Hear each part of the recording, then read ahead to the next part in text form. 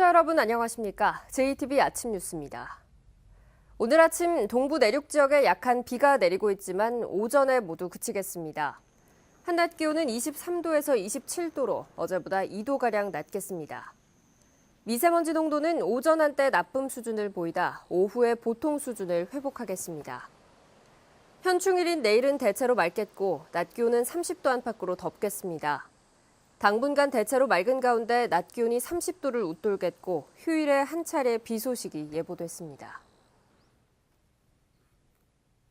군산 수협 직원들이 내부 전산망에 접근해 개인의 금융정보를 열람한 것으로 드러났습니다. 군산 수협의 허술한 개인정보 관리에 조합원들의 불안감이 커지고 있습니다. 김진형 기자입니다. 지역 어민들의 협동단체인 군산 수협입니다.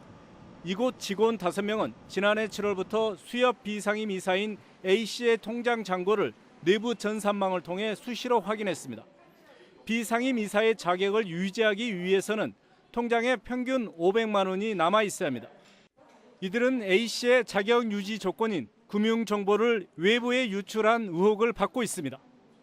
금융정보를 열람하기 위해서는 개인정보 이용 동의서를 받은 뒤에 내부적인 절차를 밟아야 하지만 이 같은 절차는 깡그리 무시됐습니다.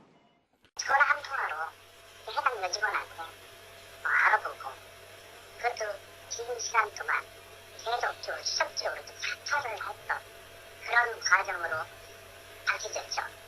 군산 수협은 지난달 내부 감사를 실시해 해당 직원들의 불법 행위를 확인했습니다. 군산 수협은 인사위원회를 열고 해당 직원들에 대해 감봉 6개월과 다른 사업장으로 인사조치했습니다. 그러나 제19 감사기식 송방망이 처벌이란 지적이 나오고 있습니다. 정직이라도 시켜놨으면 제가 이렇게까지는 많지요. 손방망이 처리를 해놓으면 이 직원들은 이거 뭐 아무것도 아니다 그렇게 생각을 하고 지낼 거 아니에요. 개인정보를 무단으로 유출했을 경우 5년 이하의 징역이나 5천만 원 이하의 벌금에 처할 만큼 중대한 범죄로 보고 있습니다. 개인정보 유출 피해자는 엄정한 처벌을 요구하며 경찰에 고소장을 제출한 상태에서 경찰 수사가 불가피하게 됐습니다. JTB 뉴스 김진영입니다. 버스 운행을 빼먹은 버스업체에게는 2억 원의 과징금이 부과되는데요. 2개 업체에서 모두 201건의 버스 결행 행위가 적발됐습니다. 오정현 기자가 보도합니다. 전주의 한 버스 업체의 차고지입니다. 전주시가 지난해 4월부터 1년 동안 이곳을 이용하는 버스 업체 2곳 199대의 결행 실태를 조사한 결과 201건이 적발됐습니다. 전주시는 버스 탱크에 가스가 충분한데도 가스를 넣기 위해 운행 도중에 충전소에 다녀옴으로써 일부러 버스 운행을 결행한 것으로 보고 있습니다. 시내버스 연료 잔량이 충분히 있음에도 불구하고 의도적으로 결행한 201건에 대해서는 회사에게 과징금을 부과할 계획이고요. 이에 대해서 버스 기사들은 해당 버스 업체가 차고지에 있는 충전소만 이용하도록 함으로써 이런 문제가 발생할 소지를 남겼다고 주장합니다. 또 식사 시간도 충분하지 않고 운행 중에 가스가 떨어지는 것을 막기 위해 도중에 충전하는 것이 불가피하다고 말합니다. 출발을 해요. 가다 보면 시동이 꺼지는 사례도 있었어요. 그런 사례가 닥치면은 우리 기사님들한테 뇌값이 요구합니다, 회사에서. 전주시는 앞으로 발생하는 버스 결행에 대해서는 해당 버스 기사에 대해서도 행정처분을 내린다는 계획입니다. 하지만 버스기사 노동조합은 버스가 결행되는 근본 원인을 바로잡는 것이 먼저라고 주장해 논란이 뒤따를 것으로 보입니다. JTB 뉴스 오정현입니다. 새만금 국제공항 건설을 위한 정부의 행정 절차가 속도를 내고 있습니다. 그런데 광주 전남의 공공연구원이 공항 정책에 역행한다는 보고서를 내 논란이 일고 있습니다. 권대성 기자입니다. 국토교통부는 지난 4월 새만금 국제공항의 항공수요 조사 결과를 내놨습니다. 국내선과 국제선을 합쳐 2020년 52만, 2025년 67만, 2055년에는 132만 명 이상이 이용할 것으로 예상됐습니다.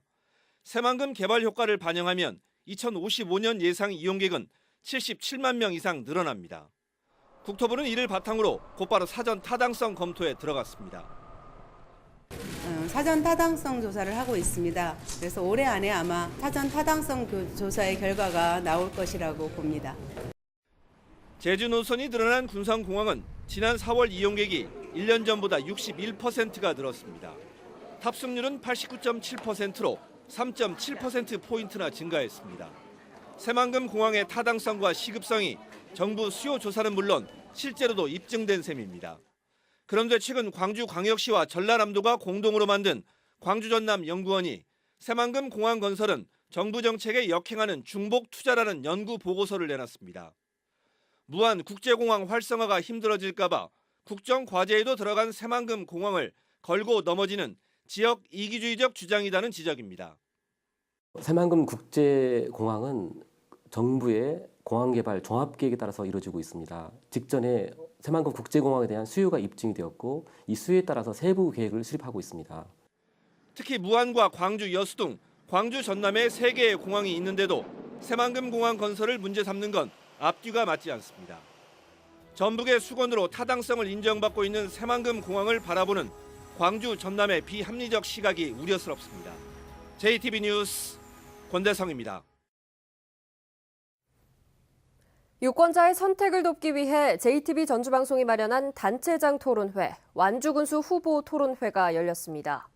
박성일, 박재환 후보는 현대차 전주공장 위기설과 예산 문제, 공약의 현실성 등을 놓고 날선 공방을 벌였습니다. 조창현 기자입니다.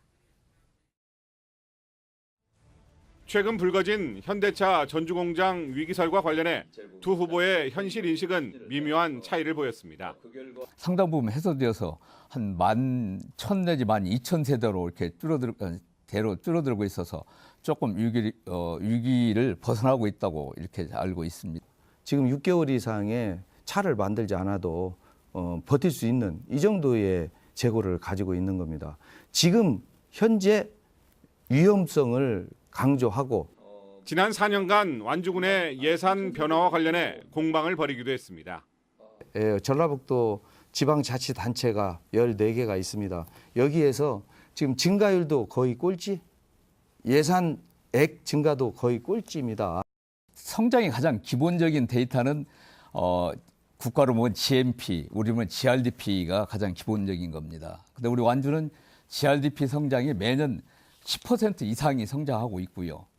두 후보는 상대방의 공약을 놓고 날선 공방을 이어갔습니다. 대선 공약이 아닌가 이렇게 착각할 정도로 네. 굉장히 큰 공약들을 많이 하셨더라고요. 네. 대학까지 무상교육을 하겠다.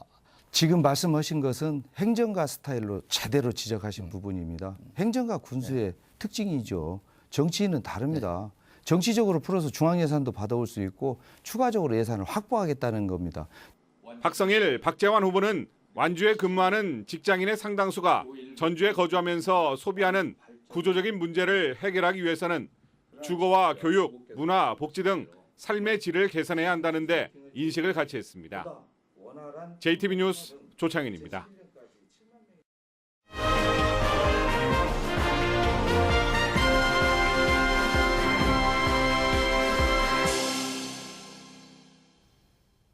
(6.13) 지방선거에 나선 시장군수 후보들을 살펴보는 순서, 오늘은 부안군수 편입니다.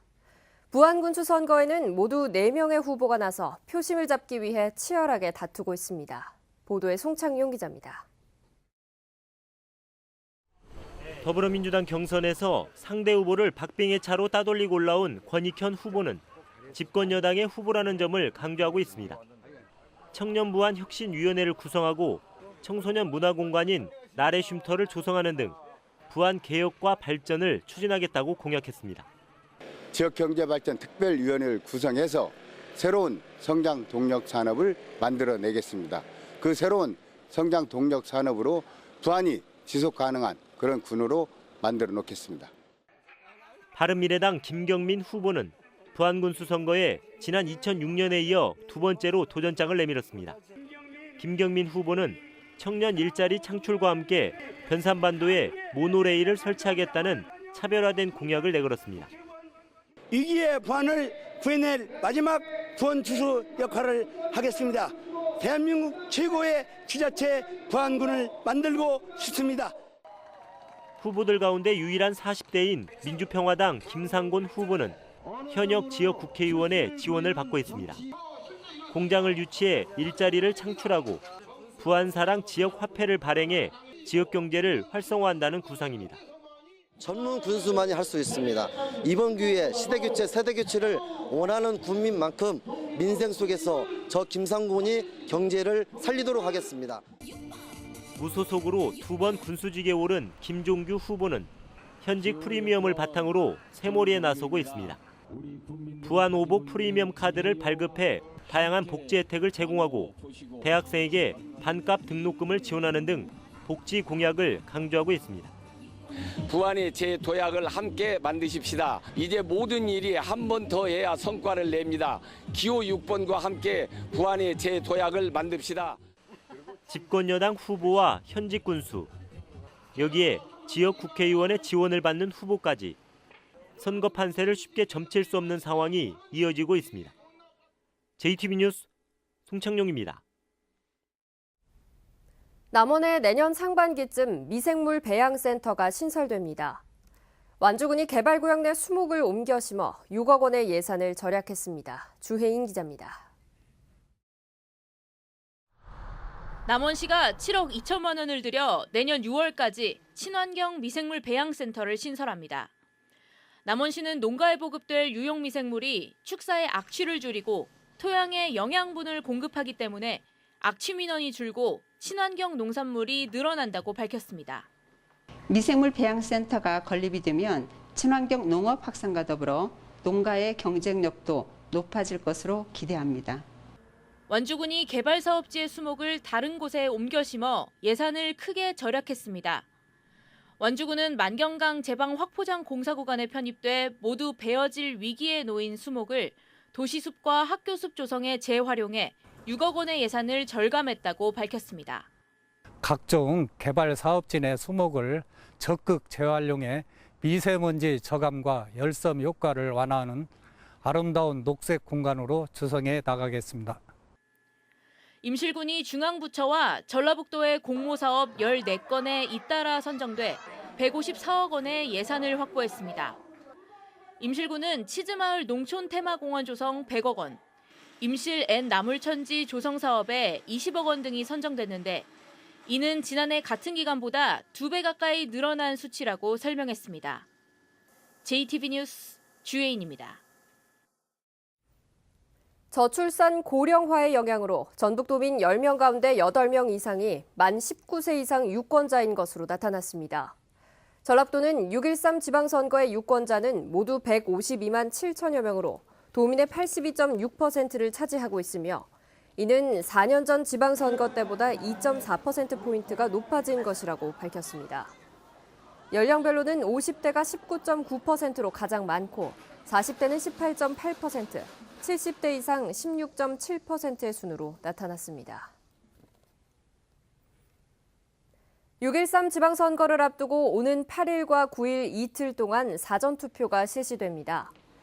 전라도 선거관리위원회는 이번 주 금요일과 토요일인 8일과 9일에 읍면동별로 241곳의 투표소에서 사전투표가 실시된다며 원하는 유권자는 사전 신청 없이 신분증을 갖고 방문하면 된다고 말했습니다.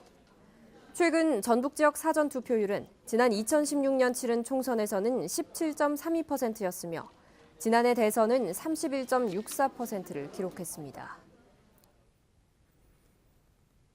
지방선거를 앞두고 선거구민에 대한 불법 음식물 제공 행위가 잇따르고 있습니다.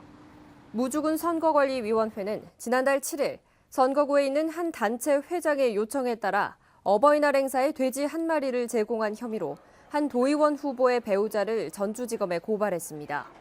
또 정읍에서는 선거구민 등 6명에게 시장과 시의원 후보자의 지지를 부탁하며 21만 4천 원어치 음식물을 제공한 주민이 정읍지청에 고발되기도 했습니다. 선관위는 선거가 다가오면서 기부 행위 등 선거 범죄가 늘 것으로 보고 단속을 한층 강화하기로 했습니다.